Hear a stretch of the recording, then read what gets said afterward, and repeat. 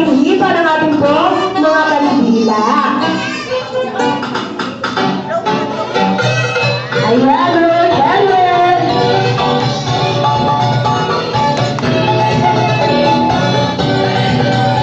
Yan, para Susan. Ayan. At kayo po, mami, kayo po ay mag-wish pa po kay Craven.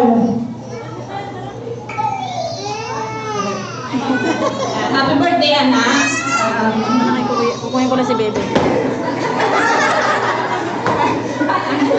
More birthdays to come. And have a good health. And ano ba?